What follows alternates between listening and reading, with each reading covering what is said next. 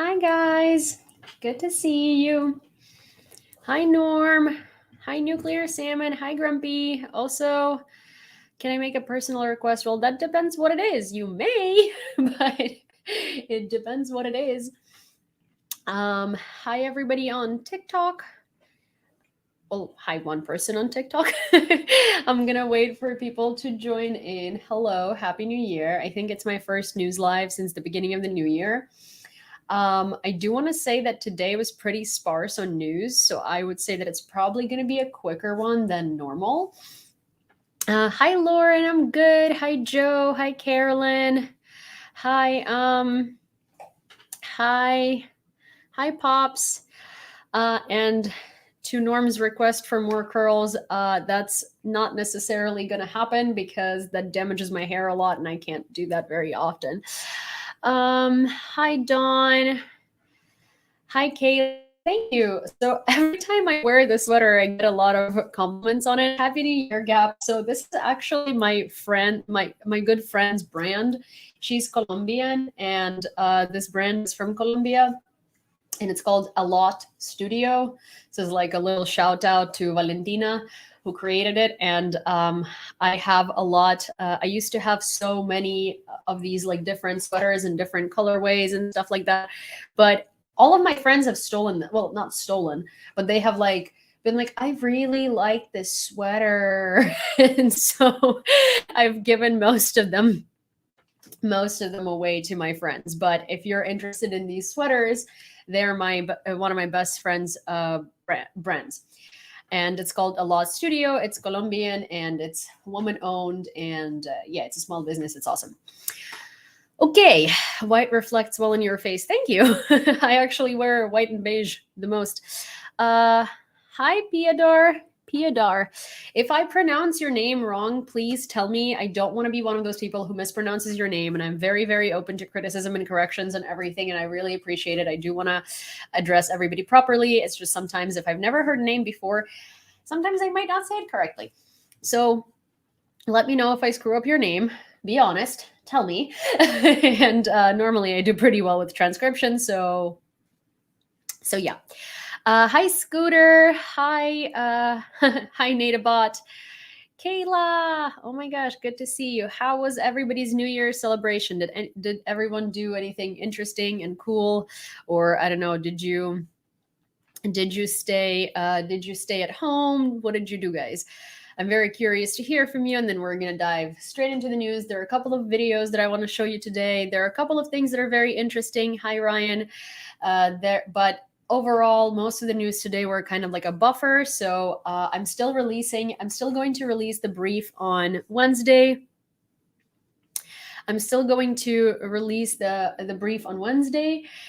As per usual, but I think that this Wednesday it's going to be pretty short, solely based on like I'm looking at the news that already came out, and it's pretty sparse. And this Wednesday's brief is going to cover Tuesday and Wednesday, not Monday, Tuesday, and Wednesday, because I already covered Monday in the brief that came out today. So for those of you who don't know, hi, my name is Yulia. I was born and raised in Lviv, Ukraine, and I've been living in the United States for the past 12 years. I moved here when I was 16, and I've been living in New York ever since. On this channel, we used to do lives almost every day, but then the holidays came and things shifted a little bit, but we're back to normal schedule. We're going to be doing lives almost daily. I also release okay, you know what? Hold up. So on this channel, we do news lives every day, and we dissect the news. We give them geopolitical, political, historical, and otherwise relevant context. So the invasion of Ukraine and what's happening makes more sense to you. I answer as many questions as I can. I try to like answer everyone's questions, and this stream is currently airing on 4 different platforms, and that is YouTube, Twitch, Twitter, and then TikTok.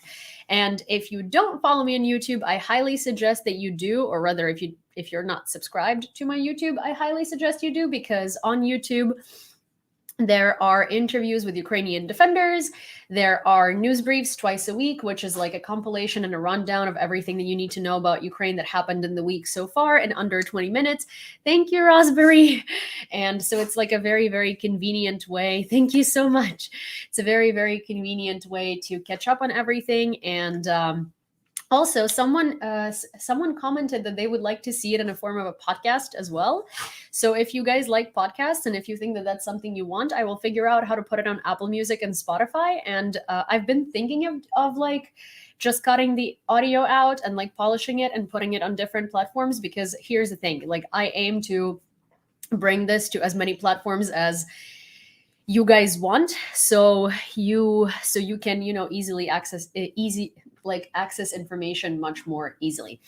So yeah, so if you're not subscribed to YouTube, YouTube is an amazing resource, and it's going to be an even more amazing resource because we're going to be adding more segments to it. And right now there are two, which is lives, and there are briefs, and then there is also FAQs that is coming. And if you haven't heard what FAQs are,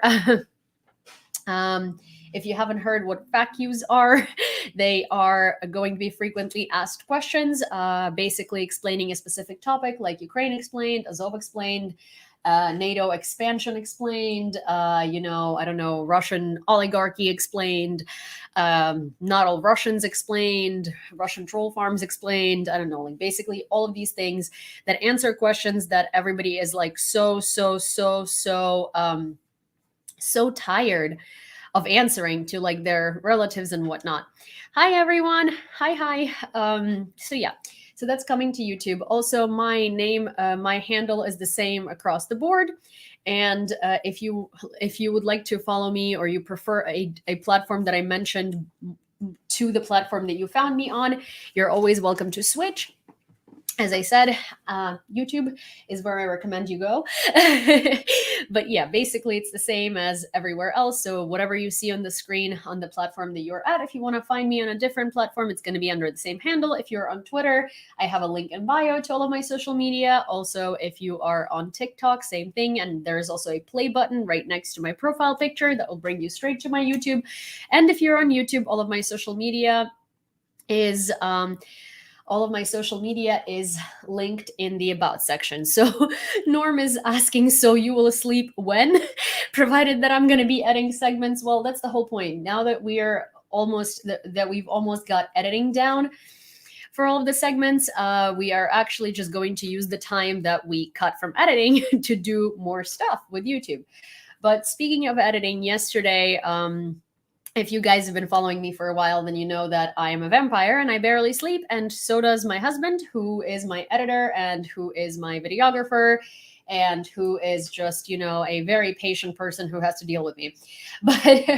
But so yesterday I fell asleep before him, which is a rarity in our household. And he's the one who stayed up till, I want to say maybe I want to say maybe like at 6 or something, or 6:30. I passed out at 5 a.m. or 5:15 a.m. Because our Premiere Pro, which is the software where we edit videos, glitched yesterday, and we thought that we lost all of our edits, and that was already, I want to say, 4 in the morning. And if I tell you that I thought I was going to see like a panic attack on John, I mean it, but we figured it out. We found it. And then we exported it, and the colors, like the color grading, kept coming out wrong. So he kept exporting it different ways. And like the thing is, we haven't changed anything in the way that we export, so we still don't know what kind of glitch that was. But whatever it was, that's that's the glitch. And so basically, he exported it up until it came out right, and then he realized that he forgot to add a video that I mentioned in the brief, and so he had to add that, then render it again, and then export it. So it was like a whole ordeal. I woke up at like 10, I want to say, and I have like a text message on my phone, and it says like, I saved it as brief final, or like whatever, that's the one that you should post. And I was like laughing so hard. But yeah, so that was my day. Also, let me see, because I saw Okay, Natabot says that somewhat subdued New Year's celebration in Oslo. The public fireworks display was canceled out of concern for the environment and our many new refugees from Ukraine. That's very sweet. We had some shooting stars for the children, and it was probably fun. Oh, that's cool. Honestly, like, I really appreciate I really, really appreciate that because there are, hi Peter, and also hi Truthful. I saw you there earlier. Um, I saw that, I saw that um, there. Well, I saw there are a lot of Ukrainian refugees all over the world now, right? And a lot of Ukrainian refugees in specific cities. Like there are a lot of them in New York. There are a lot of them in London, right? There are a lot of them in Edinburgh. There are a lot of them in various, actually Wales, it's very various parts of Wales because it depends on like which city they sent you to, but Cardiff. And so it's really sweet when those cities take it upon themselves to cancel fireworks this year because PTSD. So I really, really appreciate what Oslo did from the bottom of my heart, because you have no idea how many Ukrainians actually experience severe PTSD when they hear firework noises. So yeah, so that's just very, very sweet. I hope that everybody had a really great new year. This year I didn't do anything. I wanted to post like a New Year's, oh, like Happy New Year, here's what I have to say kind of thing on Instagram, just to sort of congratulate everyone. And then I just ended up doing a YouTube community post and one on Patreon too. Because, well, so first of all, I don't really have photos from this New Year's. I spent this New Year's with John and Vasil in pajamas, and we were watching a Cabinet of Curiosities until like maybe 5 minutes before midnight, where we turned on the ball drop because Vasil wanted to see it. It was incredibly uneventful, and I found the worst YouTube like live to watch it at, because it was like a split screen of 4 different things and you couldn't even see the ball drop. Also, the champagne that I had at home was Brut, and that's one of my least favorite champagnes. I don't like them sweet, but I also don't necessarily like them nearly as sour as Brut. So I would I would like it to be like something in between. But anyways, but it was a good New Year's because none of us actually felt like celebrating or doing anything like crazy this year. So it was pretty good to stay home. But here's what I do want to say. In Ukraine, we consider this year to be the year of victory because it has to be, right? And that got me thinking. And I think that, we've had 3 horrendous years. We had 2020 that was awful. We had 2021 that was just like a little bit less awful. And then we had 2022 where the world literally went crazy and bonkers. So that's 3 years of just like disasters. So I think that we deserve to have a really good year and a year of victory, not only for Ukraine, but I think a year of personal victories in general.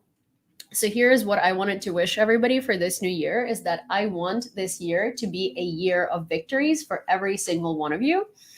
And that's what I wish to every single one of you. I think that the way that I see it is like all of us have like goals. All of us have that thing that we've always wanted to do. All of us have that like risk that we always wanted to take. And like, bear with me while I sound super cheesy, but here's the thing. All of us have like, maybe, I don't know, like a person that you've wanted to talk to for a while and just haven't, or like some things that you wanted to say to your family or friends, or be forward about something that you have been like not saying a very long time to a detriment to yourself. There is an instrument that we wanted to learn how to play, or I don't know, someone wants to like be stretchier and then is just like too lazy to do morning stretches every morning, And so here's the thing. If Ukraine can take back Crimea in 2023, if we can win, and if we can crash an literal evil empire that has been practically ruling the world and swirling it around its finger for this long, for decades and centuries, then you know what? You can learn how to stretch. You can tell that person that you like them. You can tell your relative that they're annoying and they're overstepping boundaries with you every single day. You can tell your parent that you're tired of their comments. You can be forward with your colleagues. You can learn how to play guitar. You can take that risk that you always wanted to take. You can go on that vacation that you've always wanted to go on. You can do all of these things. So I think that little personal victories are accomplishing the things that we have always wanted to accomplish, no matter how small or big they are. And if they're too big to accomplish in 1 year, then we can at least lay the foundation. So my wish for everyone for this new year is for it to not only be the year of victory for Ukraine, but also for it to be a year of personal victories for everyone. Because, you know, if we're going to call this year a year of victory, it might as well not just be very specific to one country, one people, and one cause, right? I think it should be 2023, the year of many victories, and no matter how big or small, it should include personal victories too. So by the time that we talk about this next year, I hope that you guys are going to tell me that you went and bungee jumped if you wanted to, or that you told your brother off because he's been annoying. And you know what? You don't have to unconditionally love them if they're an asshole. So, buon noite, Angelo. So, yeah. So that's my wish and advice for you. You know, year of personal victories, and I hope that you do exactly what it is that you've always wanted to do and maybe didn't. Or if you're doing something that you've always wanted to do, you know, keep doing it. That's awesome. Okay, with that said, I'm going to get into the news for today. As I said, it's pretty sparse, unless I came here to check up on the Sonona. I know you're here for Sydney all the time. But well, unless someone has something to add, which I would be super grateful if you guys did. Because maybe, you know, maybe someone has something to add, or maybe someone wants to tell me to shut up, which is fine too. But you know, that was my 2 cents on the new year. And or rather not 2, it was my 10 minutes on the new year. So so I hope that you know, I hope that was a helpful speech for someone, and I hope that it helps someone make, you know, a decision that they've been wanting to make. So yeah. With that said, I'm going to do this again just in case, but hi, my name is Yulia, and I was born and raised in Lviv, Ukraine, and I've lived there until I was 16 years old, and then 12 years ago, I moved to New York, United States, and I have been living here since. Every day on this channel, almost every day on this channel, we do live breakdowns of news for the past 24 hours in and pertaining to, coming out from and pertaining to Ukraine. Break them down geopolitically, historically, politically, and give it otherwise relevant context. You guys can understand what's going on in Ukraine better, and how and why and who. And this stream is currently streaming.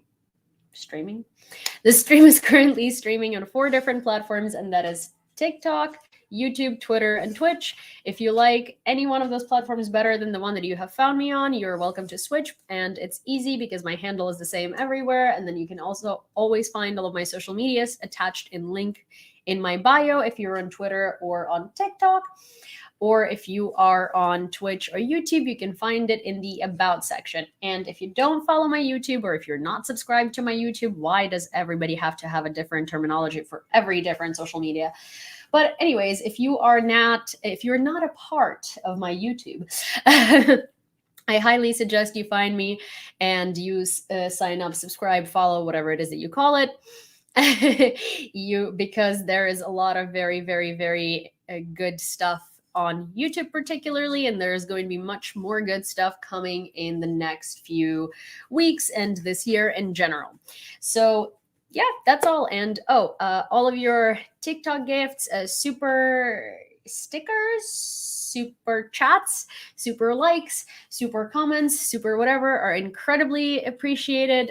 Boa noite, Chavalasi. They're not obviously not expected, but they are incredibly appreciated. They do go a very long way, and I really, really, really, really, really, really am very grateful for them. Thank you so very much. Okay, so yesterday Russia attacked Druzhkivka, Donetsk region. Thank you, Rusty. Drushkivka, Donetsk region, 2 missile attacks. Deputy head of the presidential office. 1 missile hit the town. 2 wounded were reported. And the moment of that hit happening in Donetsk region was actually accidentally televised on French news because a French anchor or a French journalist was filming there right at the moment at which a missile hit. So let me try and show it to you on the iPad because I don't want to. It's not a long video, so I don't necessarily want to I don't necessarily want to. Actually, you know what? Let me do this. I can do that. Sorry, guys. You know, me and technology are two things that are very rarely compatible. But I'm actually going to show you on the big screen because it is quite an interesting one. So why not? And sometimes videos are short. I don't know if it's better to show you like that or not because, you know, I need to move my phone and stuff like that. But I think that it's worth it. So I'm going to show it to you like this. Okay. Boom. Vécu Paul quand...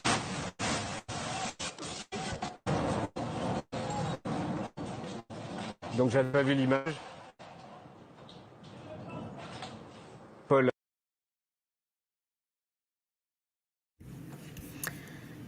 So yeah, this was the moment that the missile hit Drushkivka in Donetsk region. Donetsk region is almost fully occupied by Russia, yet it gets held no matter what. And you know, it's actually very interesting. It's one of those things that Ukrainians are so tired of hearing. We're tired of hearing people say that Ukraine has been bombing Donbass for however long, you know, because, well, we haven't. That's for one. For two, you know, with the 8 years that Ukraine was supposedly doing all of these terrible things to Russian speakers in Donbass, it was fully intact. Yet this year alone, with Russian shelling of a couple of months, Donetsk infrastructure is ruined in a lot of places. A lot of buildings are ruined. A lot of villages are ruined. It's kind of, you know, it's a very interesting plot point that Russians developed here because, again, you know, with all the 8 years of Ukraine committing atrocities and shelling Donbass, somehow it's fine. But with the couple of months that Russia has been present in shelling Ukraine in general, it's going way downhill. So that's, you know, if you were considering that maybe to some degree Ukraine did do these things, look at Donbass today and look at Donbass for the past 8 years, and that will give you an answer.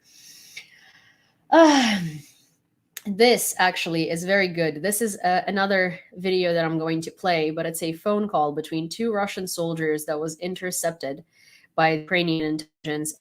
I have subtitled, and I would like to show it to you because I think it's an incredibly important one. It's a translated version of the conversation of the 2 Russian soldiers who got recorded in a stolen Ukrainian car while talking about a suspected case of organ smuggling within the Russian army.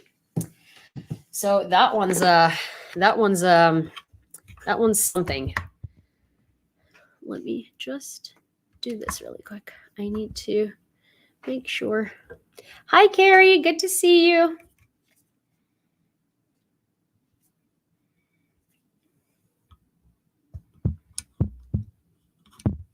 Okay, I just want to make sure.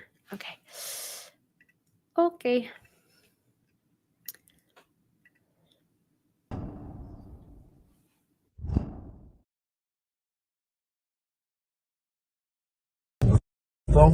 Нихуя не нарешал, блядь, сигарет, блядь. Я ж хотел это, блядь, поменять, сука, конченые дуры, блядь. Какой? А медички наши, сука, это же зверь, блядь. Это же не человечище, блядь, это зверь, блядь. А свадьба такая хорошая. Да, залупа, блядь, на воротник хорошая, блядь. Помнишь, блядь, Рыжего, блядь, со 2-го взвода, блядь. Рыжего. Которого я вытягивал, блядь, от крайнего обстрела, помнишь? А, да. Сука, он 300-м был, блядь. А вчера, блядь, Рудик, блядь, лазил его, блядь, нашел, блядь, без почек. Да ладно. Да, помнишь медичку, блядь, ее чемоданы, вернее, блядь, помнишь вот эти, блядь? Пиши, блядь. Ага, белый такой с крестом, да? Да, блядь. Ну, сука, блядь. Я, блядь, подозреваю, что это, блядь, ну я тащил, я же, блядь, ебал, блядь. Спина-то целая была, блядь. Куда почки делись, блядь? Кому война, сука, кому мать родна, блядь? Они ж на органы его, блядь, пустили, блядь. Вот уроды. Пидорасы, стрелять надо, блядь. Стрелять и валить домой, блядь. Проспал, сука, блядь. Yep. So, well, I'm sorry for all the language. It's actually very common in Russia and even in Ukraine to this day, which is something that really bothered me. What was that? Well, Sin, what did you drop? What did you drop, Sinny? What was that? Huh? Sorry, my dog dropped something, it seems. So yeah, but basically, I'm sorry for all the language. Unfortunately, certain slurs are still very popular in Russia, and they're usually gay slurs, and they don't use them to. They use them as derogatory terms for anyone, not necessarily members of the LGBTQIA community, which is even worse because basically by calling someone gay, they are trying to say that it's bad somehow. And I am going to say this because transparency and honesty are important, but since these are just slurs that don't necessarily mean anything, that are not necessarily connected to even calling someone gay, it's just sort of like a word, right? A lot of it is still used in Ukraine. Like the slurs of calling people gay, but in a slur derogatory way, is still quite widespread in Ukraine because it's like a curse word. It's become just a regular curse word. And it really bothers me. And it's something that I hope that our society is going to really move away from very soon, because it's really not, it's not something that I can condone, and it's not something that I like. It's just, this is the last thing to address during war. And a lot of the times that I watch footage of soldiers, obviously when they're stressed, they'll be cursing. And I hear a lot of these like really bad curses that I hope will get out of circulation very, very soon. But yeah, I'm sorry for all the language, because clearly, Russian soldiers curse a lot. And also, I saw that someone subscribed to, let me see. Oh my gosh, I saw that someone subscribed to the live, but it doesn't show it to me anymore. So thank you for subscribing. I don't know who did because I didn't see the name. I just saw the little notification. So whoever you are, thank you so very much. And welcome to the Spy Lair. I think maybe Dave. It's hard for me to see that far away, but thank you very much, and please do let me know who you are so I can thank you. It is very, very much appreciated. All of the subscriptions to TikTok, to YouTube, to Patreon, all of the gifts and all of the super chats and all of these things, they're incredibly, incredibly appreciated and go a very, very long way. So thank you very, very much. Okay. Employees of an energy company repaired the power grid near a house destroyed by the debris of a downed missile on December 29th, 2022.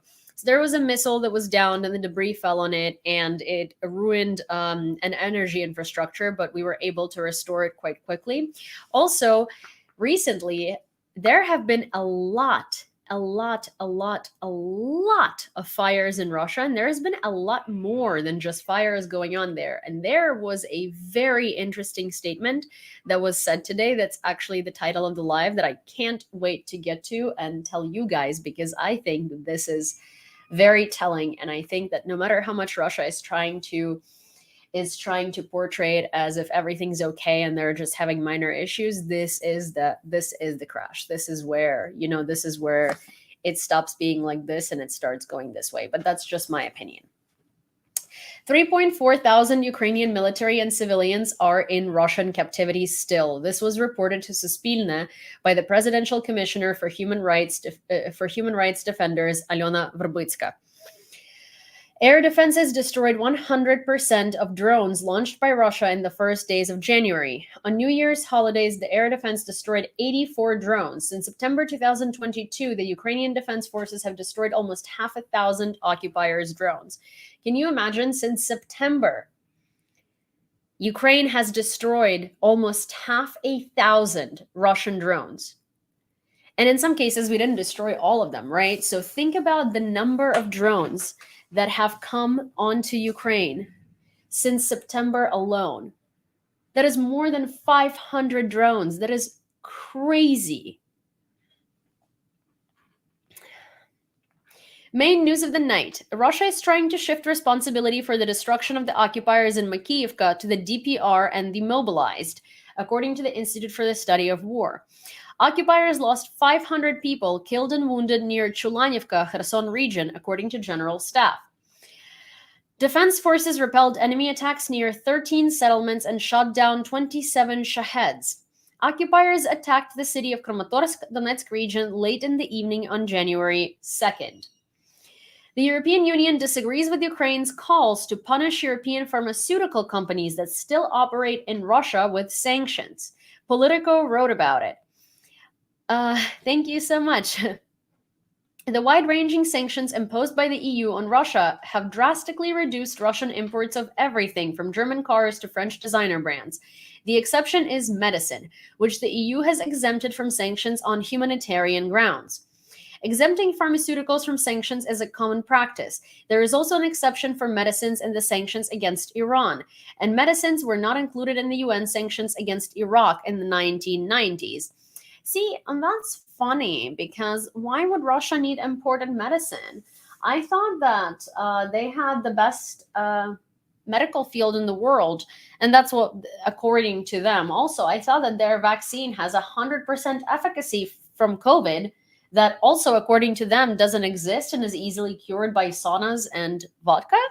So, slight inconsistencies there. I would say that, since Russia says that their pharmaceutical industry is, thank you, that their pharmaceutical industry is so well developed, I don't see why the sanctions would be an issue. Also, if you haven't watched the brief on YouTube, I actually addressed this part because I'm not going to spoil it for you, but if you didn't watch the last brief on YouTube, there is a part where Peskov, who is the presidential spokesman for Putin, addressed the journalists and kind of like, they're not new rules, but it was like an address to journalists about what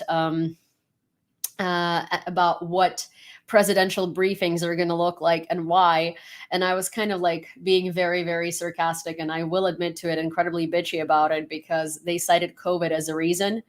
And I don't know if you remember this little detail, but Putin in 2020 gave advice to the Russian people on how to get rid of COVID. So I proceeded to give him the same advice. Unfortunately, he's probably never going to hear it, but you get to, and you'll probably laugh. So check out the brief to know what I'm talking about. And thank you, Nazar. Hi, Cody.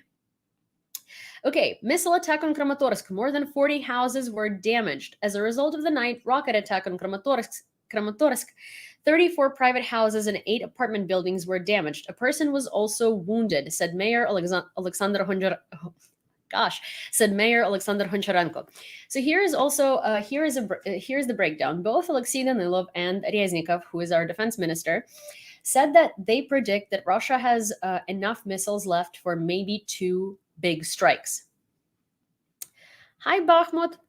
For maybe 2 major strikes. So they're going to try and stretch it out and probably perform more strikes that are smaller and try to make them look like they're the strikes of the same magnitude, sort of, so no one has any suspicions that they're running out of rockets. However, they do still have quite a few kamikaze drones, and they will still be using them, and they will still be shelling the areas with drones until obviously they run out of them. They're also going to use air defense missiles. They're also going to be using probably nuclear missiles without the nuclear warheads. Without the nuclear warheads, I really want to point that out before anybody freaks out. But Russia has been known to, if you've missed that, Russia has been known for actually, you know what? Let's backtrack. A couple of months ago, everybody was freaked out about a nuclear threat from Russia.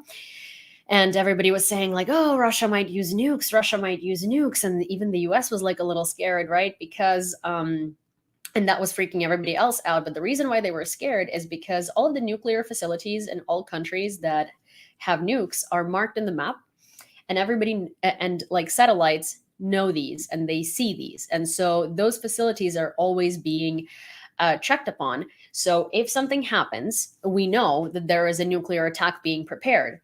So the US obviously was watching Russian nuclear facilities closely, and in order to launch a nuclear attack, it's not like there are crews just sitting there waiting for the day. Like, no, there aren't. I mean, there are people that like look after it and people who maintain it, but there aren't special military forces there. But so if somebody were to prepare a nuclear attack, they would bring their special military forces in there. And so those special military forces were visiting those nuclear facilities, which is what caused the wave of panic. But they weren't visiting those facilities to bring the nukes back into order or to try and maintain them or to try and like assemble them. In fact, as it turned out, they actually were visiting those nuclear facilities because they were running out of missiles, and they were so desperate that they quite literally took nuclear warheads off of their nuclear missiles and shot them at Ukraine because they're in such dire need of precision missiles.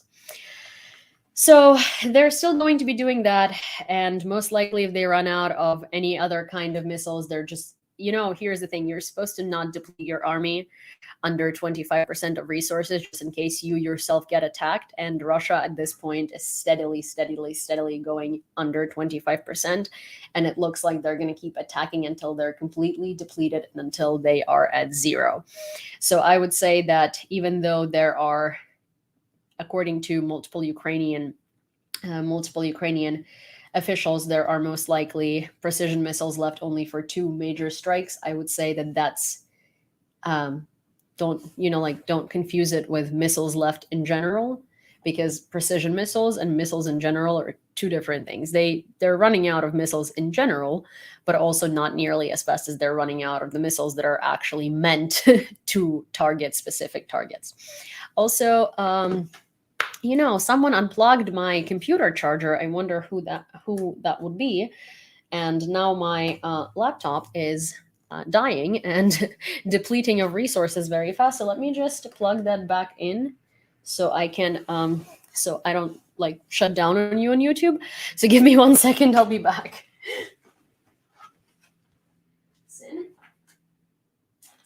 Cinny. Oh my gosh. Not only did that someone unplug my computer, they completely unplugged the cable out of its. Oh my gosh. I really love it when a certain someone is effing with my technology, but that's okay. Are we looking at who groupie? Okay. Russia does not plan to end the war against Ukraine. Representatives of the Defense Intelligence of Ukraine, Cherniak, we're considering the possibility that they may simultaneously withdraw from the north or east. Our troops are ready for this. According to the military intelligence of Ukraine, over the next 4 to 5 months, the Russian army may lose up to 70,000 more people. So here's the thing. Russia has a lot of manpower, but it's also losing a lot of manpower, and their manpower potential is not necessarily like attainable manpower potential, right? Like there are lots of people in Russia, so you could technically mobilize lots of people, but their mobilization hasn't necessarily been going up to plan, even though Russia has denied that they continue mobilizing people. They have been steadily mobilizing people since May. So mobilization never ended. So think about it this way. You think that was, not you, but some people advocate that Russia mobilized those 300,000 people back in May, and then the mobilization stopped. And then it's going to continue again in January. Like, no, mobilization has been going on covertly all of these months, and they're still lacking personnel. Also, no matter how many people they mobilize, They're lacking people who know what they're doing, and they don't have time to prepare them. They also don't have equipment or resources or people who could prepare them, because most of their middle chain command has quite literally died on the battlefield. So it's going to be incredibly difficult for them to turn this around, even if they have an incredible amount of manpower. And it is estimated that Russia would need 3 million somewhat ready officers mobilized into the military to even be able to make a dent or some slight bit of progress that would turn the warfare around, which is unattainable, because their goal right now is 1.5 million, and those are not going to be people, those are not going to be officers, those are going to be the same alcoholics and the same people of various different ages that have no business being in the military to begin with. So yeah, retreats from various areas are not uncanny. Besides, Ukraine is now aiming to take back Crimea, and it looks like that might happen in the next couple of weeks. Ukraine is pushing very, very hard in Bakhmut, which also looks like that could be completely liberated from Russians, which, remember, the city is liberated. It's the outskirts that aren't. So it looks like Bakhmut might be fully freed from Russians in the next couple of weeks as well. So it's really not going very well for them to begin with. There is another explosion in Belgorod, and another explosion in Jankoy in Crimea. It seems like it's most likely an invader's base, either an ammo base or just or a base, or like a base where invaders are regrouping. But there is not a lot of information. Everything is preliminary right now, so I'm not going to dive too deep into that before we get an official confirmation or before we get more details. But so far, there have been 2 explosions, one in Jankoy, Crimea, and one in Kramatorsk. And one in Belgorod, which that's Russia. There was also an explosion in Kramatorsk, which is Ukraine, and that's most likely either a Russian drone or a Russian missile, and they were most likely targeting civilian infrastructure. Again, not much information is available yet. Also, a car exploded on explosives. I love news sometimes, a car exploded on explosives. You don't say. Anyways, a car exploded in Kherson region. There are victims. At the exit from Mala Alexandrivka, a car with civilians ran into Russian explosives. 2 men died as a result of the injuries, the head of Kherson military administration, Yaroslav Yanushevich, said in his Telegram channel. Yanushevich noted that there are still many mined areas in the Kherson region. Sappers continue to work, but there are a lot of enemy mines and unexploded shells. The authorities urge local residents to report dangerous finds to rescuers or the police. So I've mentioned this so many times on my previous lives, but the territory of Ukraine is so mined at this point that it will take over a decade to completely demine it. And most of the regions that have been liberated, that are being rebuilt, that are being made safe, are not going to be safe for the next decade, because fields, random places, they're all mined to the point where it's really hard to discover these mines, and it's really hard to neutralize them based solely on the quantity of them. Last year was one of the warmest for the last 140 years in Ukraine. The coldest day last year was January 13th, minus 14.9 degrees. The hottest was June 29th, when the temperature in the shade reached 34.4 degrees Celsius. The average annual temperature in Kyiv in 2022 was 9.7 degrees Celsius, which is 0.7 degrees above the climactic norm. In total, 15 temperature records were recorded in Kyiv in 2022. Most of them were in January and June, 4 in each. And that is, a bit of information for those who might be climate change deniers, but I'm not going to digress on that one, because there is way too much to say, and it's 10 p.m. Eastern Standard, so I would rather focus on news about Ukraine. Thousands of Ukrainians will have internet for 10 to 12 hours during power outages, Ministry of Digital Transformation reports. The Ministry of Digital Transformation, together with Equality handed over 172 SBL batteries to 29 providers that will maintain internet connection for up to 12 hours after the power outage. The batteries were distributed to the regions that had the biggest problems with the internet due to blackouts. So this is another thing. Like for instance, my parents, they live in Lviv, which is Western Ukraine, which rarely gets hit, and if it does get hit, it's not nearly as severe than, say, Kyiv or Kherson or any other city. And anytime they get hit, power lines go out and power is shut down, at least for safety reasons. And so they will have no service. They will have no internet. And communication in Ukraine in general right now,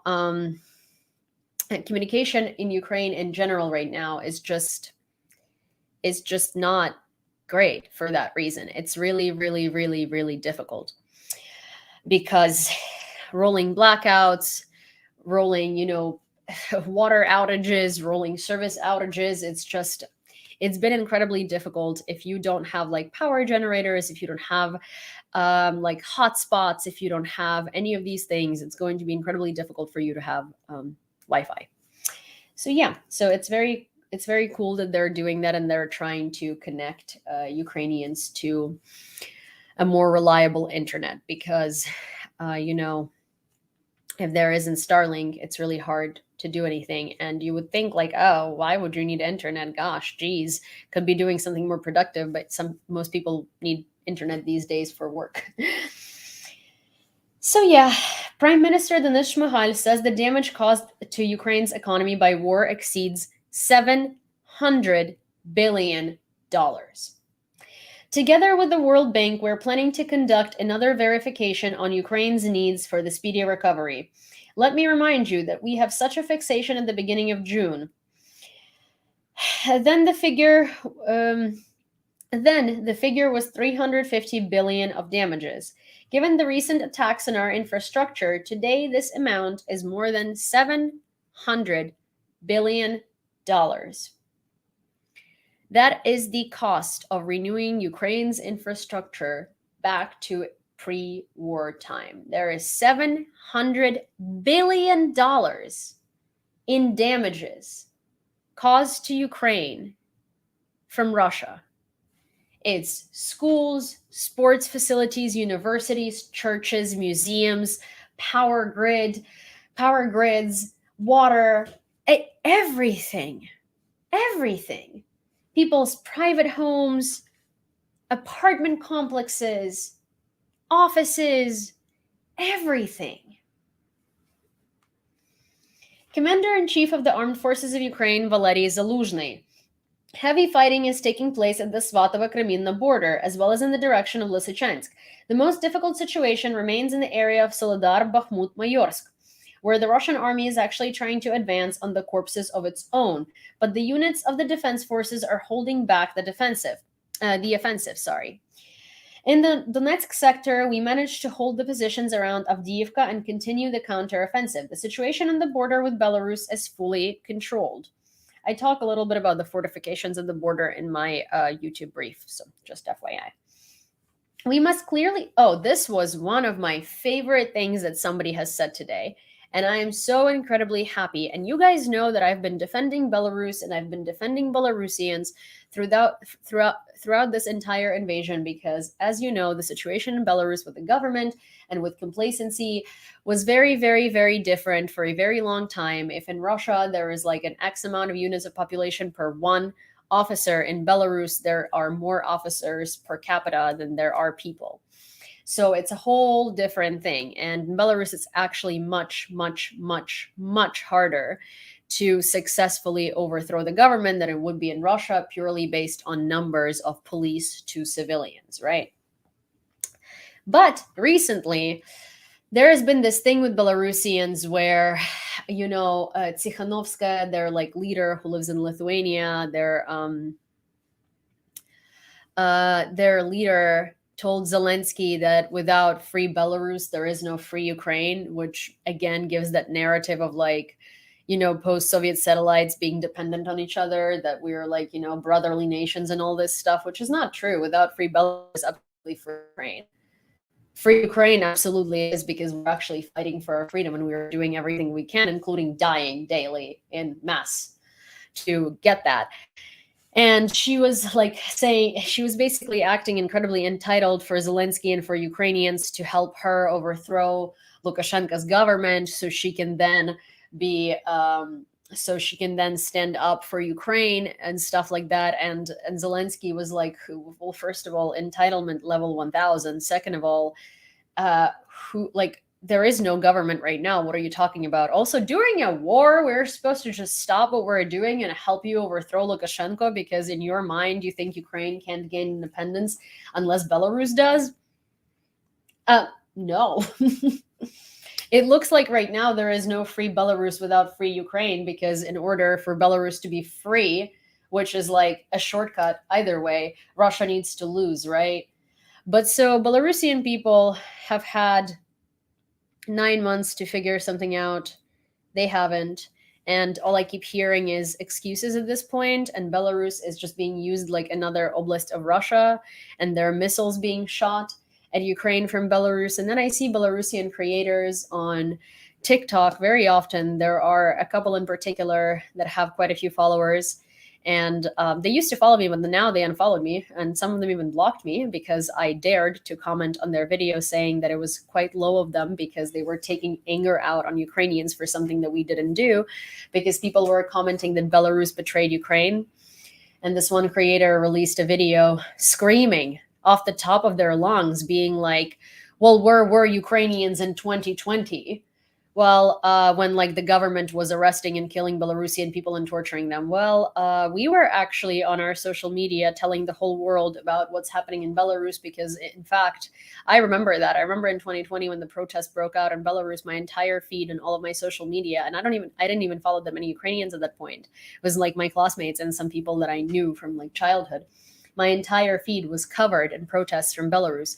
I participated in sharing a lot of information. Anytime people would forget about the protests in Belarus, Ukrainians would start posting about it again. So Ukrainians were actually very incredibly supportive of Belarus.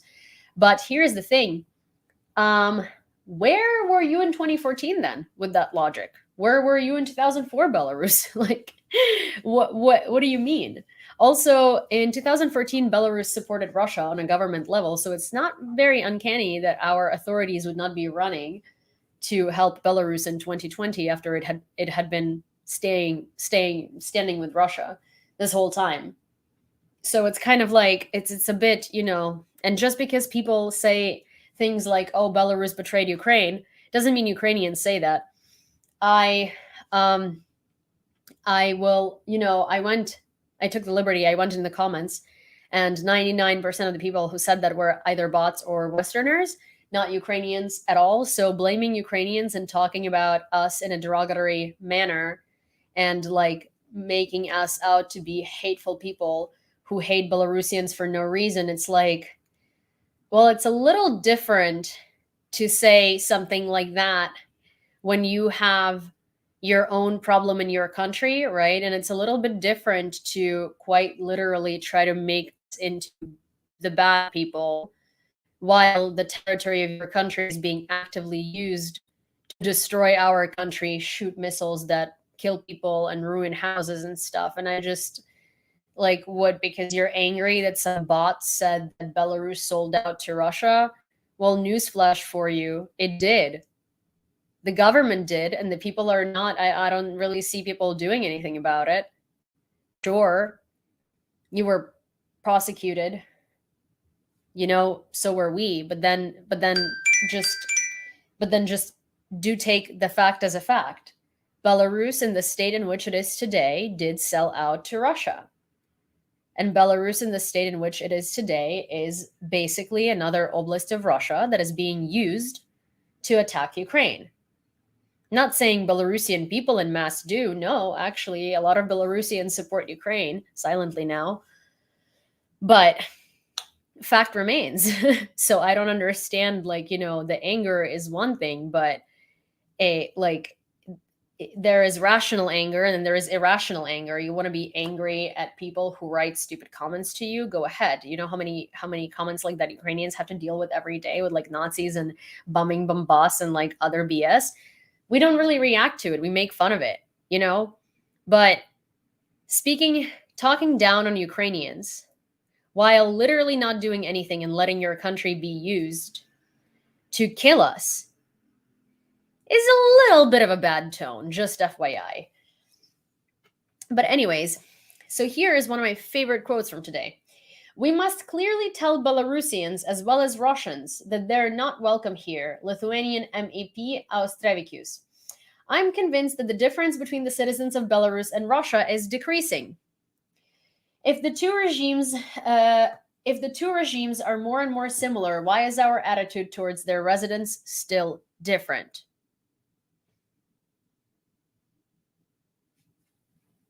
Exactly.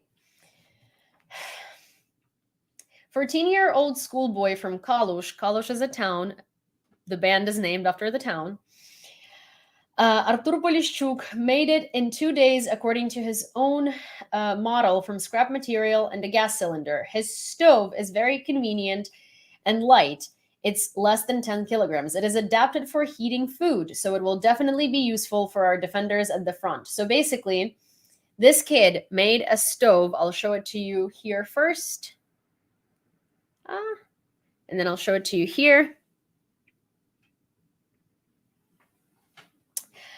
And he made this stove for defenders in Bakhmut, and it's easy to transport. It's apparently very adaptable, and it's awesome. And it's a 14-year-old. How cool is that? See, like when I see things like this, in my briefs, I have a segment called Russian Madness. But I think I'm gonna add like a segment that's something like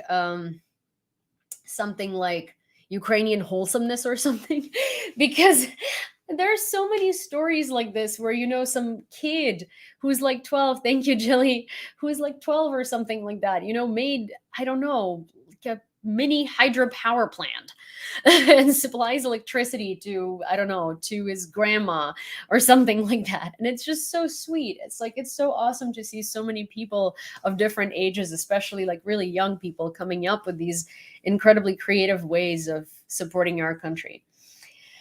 Prime Minister Denis Shmyhal said that after the war, Ukraine should move to a strong contract army. At the same time, the state should provide every Ukrainian with the opportunity to acquire knowledge and skills that will help defend the country in case of an attack. President of Lithuania, Gitanas Nausėda, said that in 2023, Lithuania will continue military support to Ukraine and called on the allies to increase its pace. Also, there have been some interesting events in Rostov. It kind of looks like a missile might have landed there. That's like the whole thing. It's really hard to tell from these videos, but there is something in the air. It lights up. It might have been taken out by air defense. It might have been a missile that they were shooting that came back. There is no information on it yet, but there is some commotion happening in Rostov. As you might know, there have been a lot of missiles that so don't want to leave Russia that they just return back home upon being shut up, which is like so funny. Like, thank you so much. We don't even have to like bother basically destroying Russian military bases because they just destroy them themselves by accident. Okay. Also, speaking of European leaders and phenomenal speeches, Jens Stoltenberg and the Polish, his name is Krzysztof. I don't remember his last name, but basically both Jens Stoltenberg and Polish permanent representative to the UN have given incredible speeches in terms of support of Ukraine that both like really, really shook me to the core. And what Stoltenberg said, I was like, wow, finally someone. So it's in the brief and it's in the section titled The Brave New World, if you want to watch it. The briefs are divided so that normally I will have one headline topic, then I will have three other sections. And the three sections are usually international news and international relations, Russia and Ukraine. So things that are happening in Ukraine, things that are happening in Russia, and then things that happen worldwide pertaining to the invasion. So yeah. Today, about 500,000 Ukrainian school children study abroad, the Minister of Education and Science of Ukraine, Serhiy Shkarlet, said. Yeah, because they're refugees. Ukrainian satellite Polyitan HP-30, created to the 30th anniversary of independence of Ukraine, was launched into Earth orbit in the USA, which is kind of cool. The enemy most often launches Iranian kamikaze drones at night along the Dnipro riverbed because it is harder to detect them by radar, Air Force spokesman Yuri Ignat said.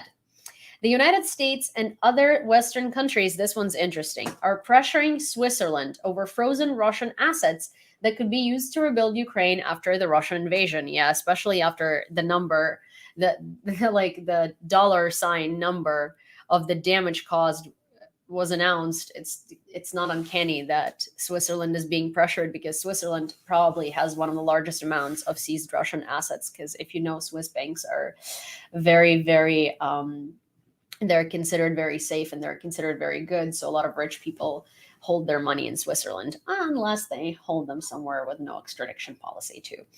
But anyways, this is reported by the Swiss edition of Neue Zürcher Zeitung.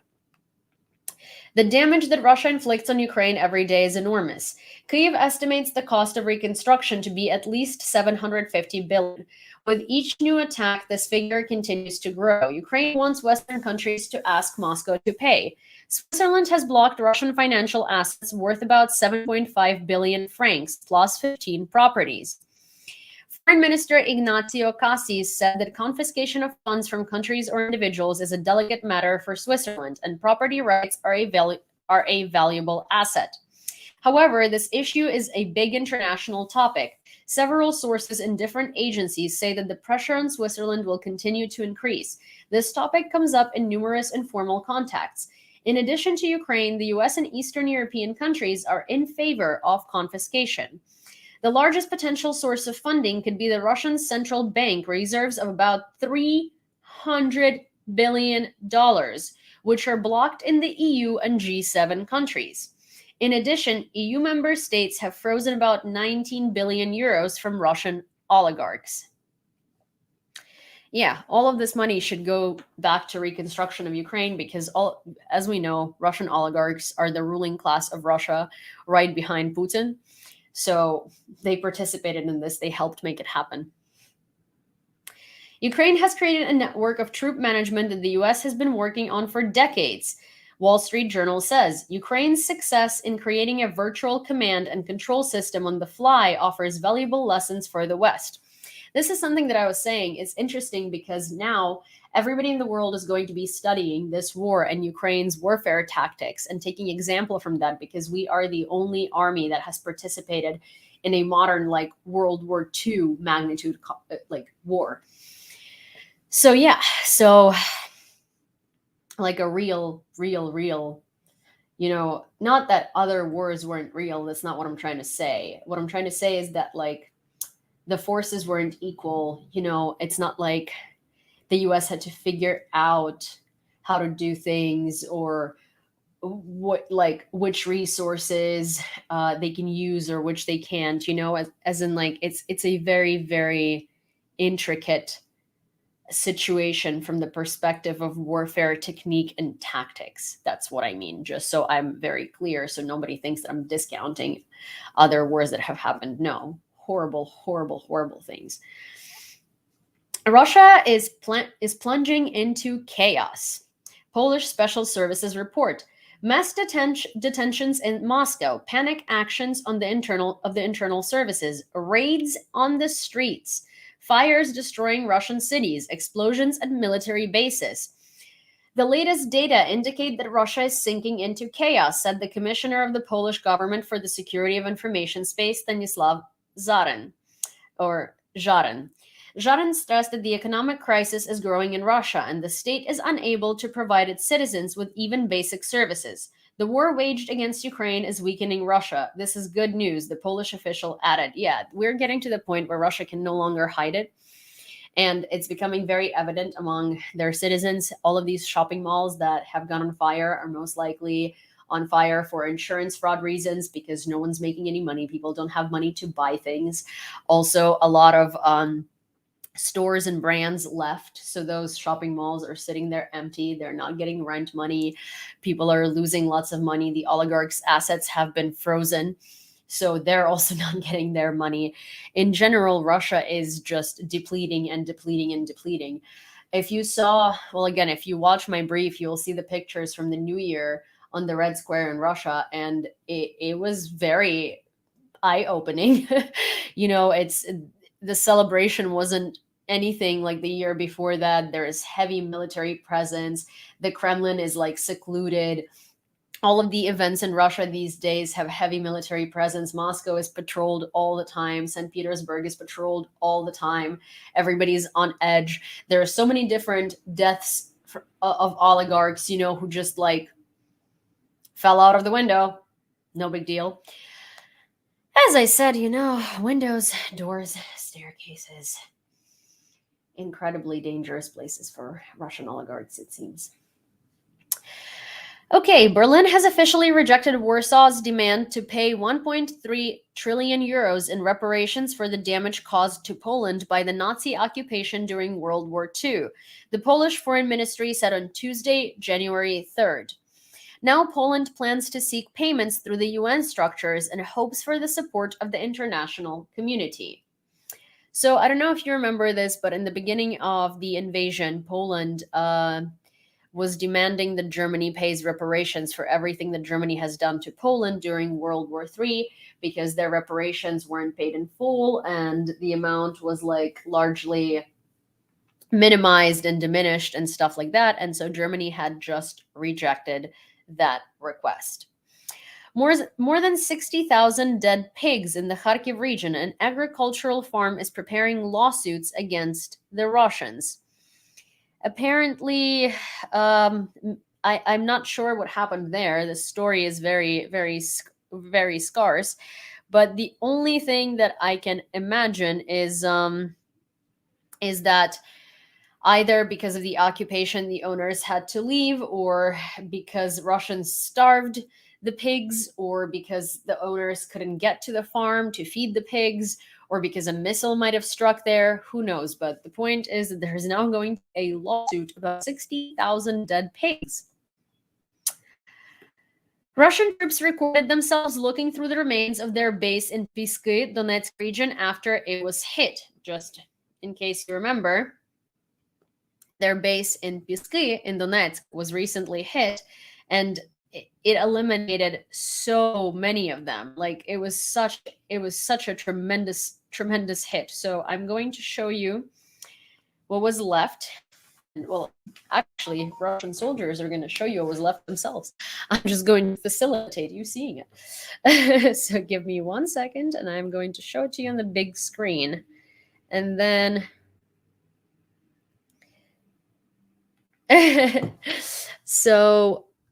and right after that, I'm going to show you something very funny, and that'll be the last thing that I have for you for today before we discuss and stuff like that, and you guys ask questions. Also, Armin, I saw that your quote of the day was up, so I'm going to read that soon. I think it's this. Okay. Так, что, пробуем зайти? Не, мы не зайдем, сильно горячо. Это пиздец. Давай, спокойно. Кто там еще был, говори. Есть кто? Седой. Вот он, мой мотоцикл. Мой родной. Что с тобой случилось?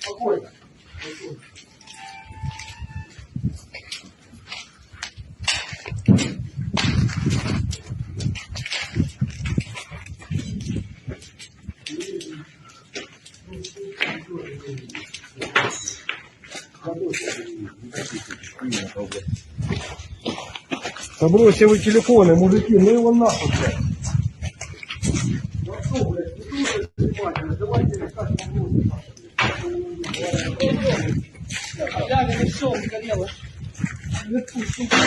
Тихо, Влад, все будет хорошо.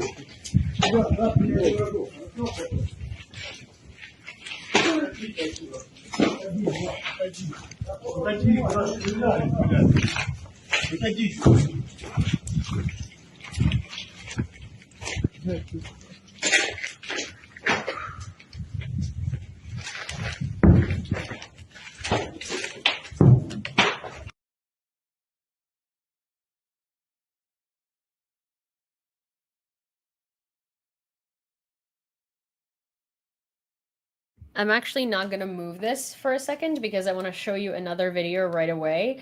And it's kind of funny. So, as you know, TikTok censors a lot of Ukrainian content. So, this is a soldier who made skincare video because his keep getting deleted by TikTok. So this is like a joke, and I want to show it to you to end this on a positive note. And I hope that you enjoy it because it's kind of funny.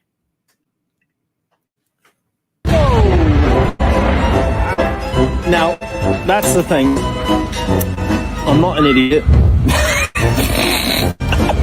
So could you ladies recommend some sort of, I'm thinking of an exfoliator, because my skin's not what it used to be. I'm quite concerned. Ukraine has adverse effects. But I wonder, does the L'Oreal age expert actually inhibit one's own natural oils from protecting their skin? Someone told me that, a German once, that you actually age faster the more skin products you use. I don't know. But I mean, the girls here are so beautiful, but once they turn like babushka, So, I'll tell you, the evolution of my skincare, I was on the Nivea for men, but then I went to L'Oreal Age Expert. But now I'm thinking in Donbass, if you just don't shower for a week, your natural oils are the best.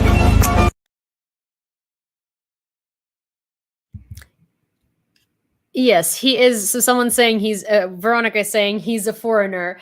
Well, yes, he is, but he is a foreign leader, soldier in Ukraine. And it's really funny because, listen, it's, people in Ukraine just are very inventive. Maybe that's what I should start doing. But that's kind of what I was doing. You remember, guys, I was doing these like get ready with me's because it was cool because I could record videos while I'm getting ready for lives. But at the same time, I was like telling you the news and like things that happened because I was like, well, maybe TikTok is actually going to push it further because it's going to think that it's an actual skincare routine video,